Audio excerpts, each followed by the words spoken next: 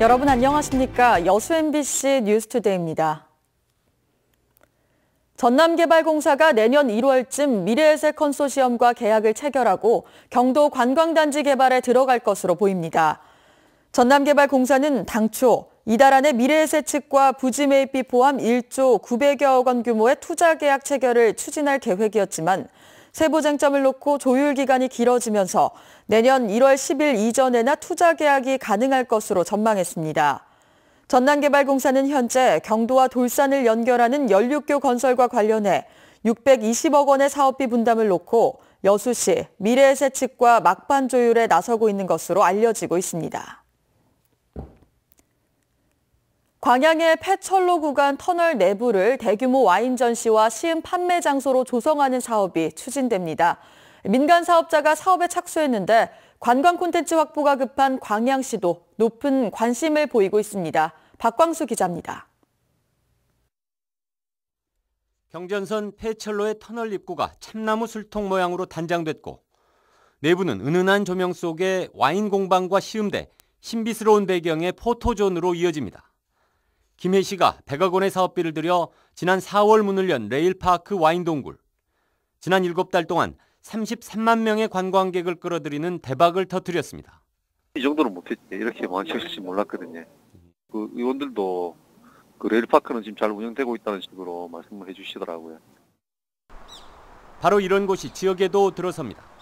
한 민간 사업자가 매실 와인을 내세워 광양읍 지역의 폐터널 2곳에 와인 동굴 조성 사업을 시작한 겁니다. 와인 전시관과 판매장, 철교 구간을 활용한 열차 카페에다 입체 영상관과 맥주 광장까지 연차적으로 만들어 나간다는 계획입니다. 학생들과 지역의 아동들을 위한 교육장으로 활용할 계획입니다. 전체적인 컨셉은 관광과 문화 교육을 한꺼번에 어울릴 수 있는 다음 달 개점할 LF 아울렛이나 전남 도림미술관 예정부지에서 불과 2-3km 거리. 연계 관광지로 도움이 될 것이라는 기대감 속에 광양시도 사업에 호의적입니다.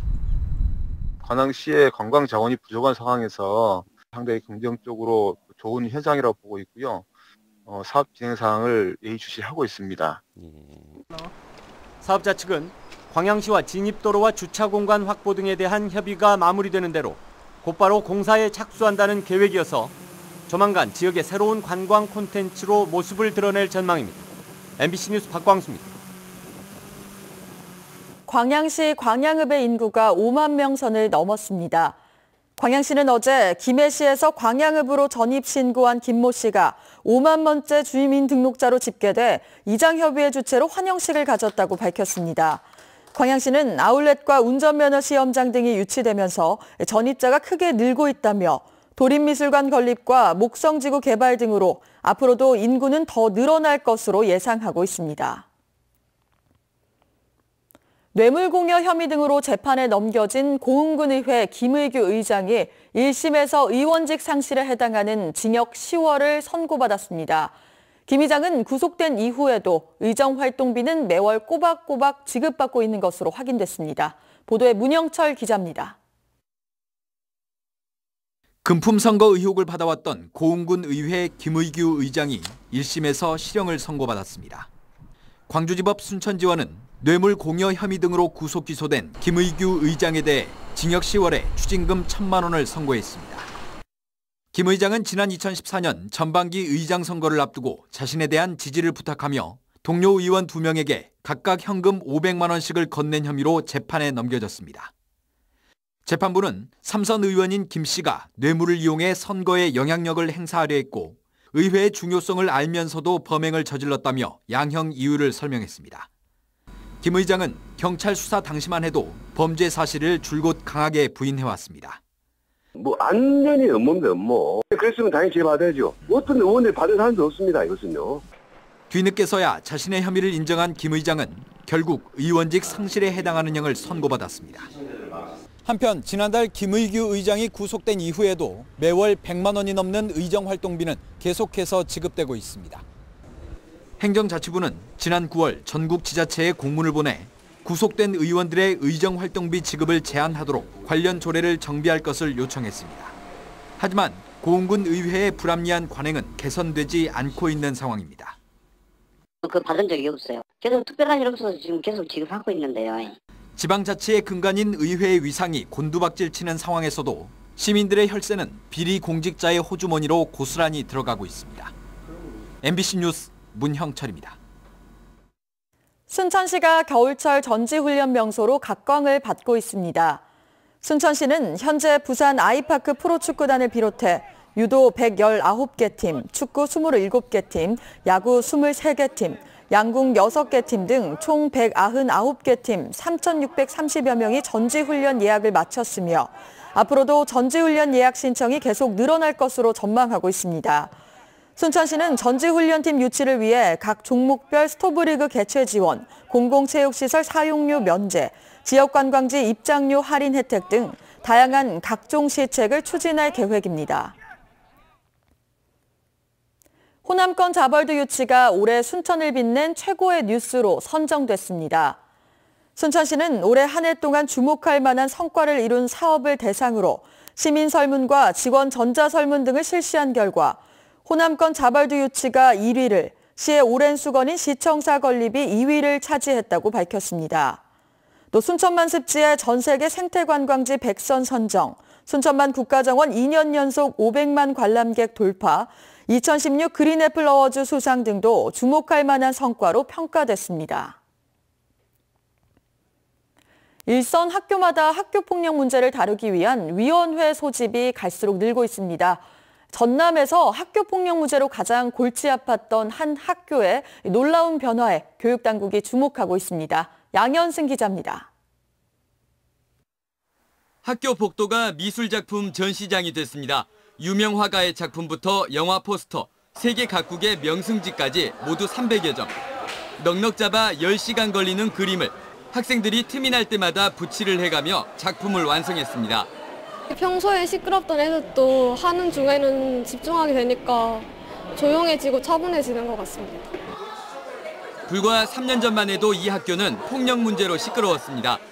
172명의 학생이 학교폭력에 얽혀 있었고 학교폭력위원회가 열린 것만 58차례로 1년 내내 매주 한 차례 이상 폭력 문제로 진을 빼야 했습니다. 그러다 전교생들이 미술작품 제작을 시작한 지난해 학교폭력위원회 개최 건수가 급감했고 올해는 단 한 건에 그쳤습니다. 신규 중학교 개설로 학생 수가 줄어 생활 지도가 촘촘해진 측면도 있지만 무엇보다 미술과 악기 연주 등을 통해 학생 정서가 안정된 결과로 분석되고 있습니다. 학생들이 그들의 스트레스를 해소할 수 있는 시간을 많이 가짐을 해서 다양한 교육 프로그램이 정서적으로 안정을 가져와가지고 전남의 학교폭력은 계속 증가하고 있는 상태. 전남교육청은 학교폭력을 획기적으로 줄인 이 학교의 시책을 다른 학교에도 전파할 계획입니다. MBC 뉴스 양현승입니다. 특혜 의혹으로 시민단체의 반발을 샀던 어등산 사업을 광주시가 원안대로 추진하기로 했습니다. 법원의 강제 조정안을 받아들여 민간 사업자가 달라고 하는 투자비 229억 원을 주기로 한 겁니다. 김철원 기자입니다. 광주시가 어등산 사업을 당초 계획대로 추진하기로 했습니다. 지난 6월 30일 법원이 강제 조정한 내용대로 민간 사업자에게 골프장 소유권 이전 등기를 해주고 유원지 투자비 229억 원도 돌려주기로 한 겁니다. 대신 229억 원 가운데 32억 원을 떼내서 트라우마 센터를 짓는 데 쓰기로 했습니다. 광주시는 다음 달 중 등기 이전 작업이 끝나는 대로 유원지를 운영할 새 사업자 공모에 나서기로 했습니다. 시와 민간 사업자 양측의 입장을 고려하여 원만히 해결되기를 바라는 재판부의 결정을 존중하는 것이 현 시점에서 할 수 있는 최선의 방안이라고 판단합니다. 특혜 의혹을 주장해온 시민단체는 광주시 결정에 즉각 반발했습니다.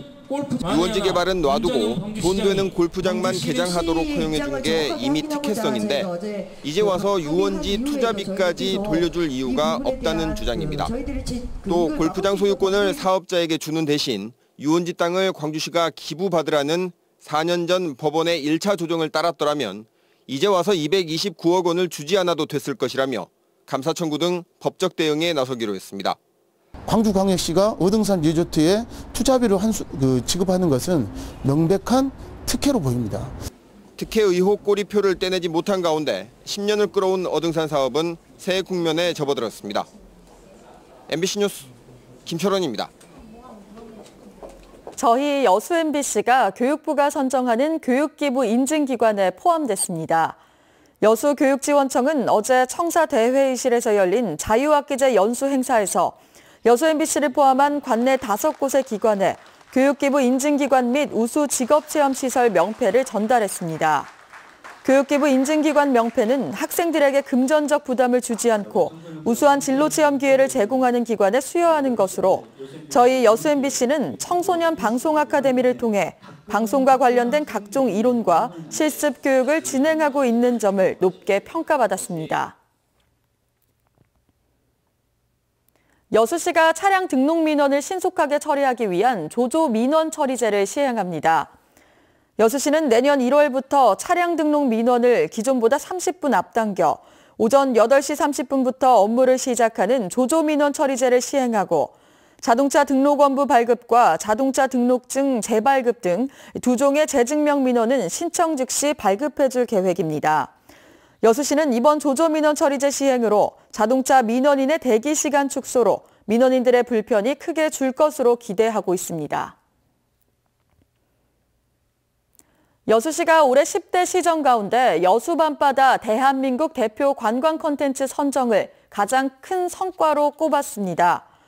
여수시가 이달 초 각 국별 20개 시정 성과를 골라 직원들을 상대로 설문조사한 결과 여수 밤바다 대한민국 대표 관광 콘텐츠로 선정이 1위, 미래에셋 여수경도의 1조 1,000억 원 투자와 2년 연속 관광객 1,300만 방문이 그 다음을 차지했습니다.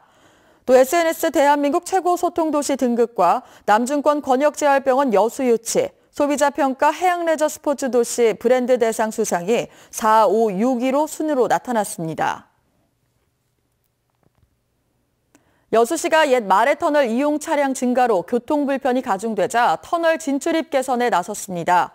여수시는 마레터널 도로가 1차로에 불과해 터널 이용자가 많은 주말 같은 경우 터널 내 접촉사고와 교통정체가 자주 발생함에 따라 터널 입출구에 2개의 신호기를 설치하고 오늘부터 정상 운영한다고 밝혔습니다.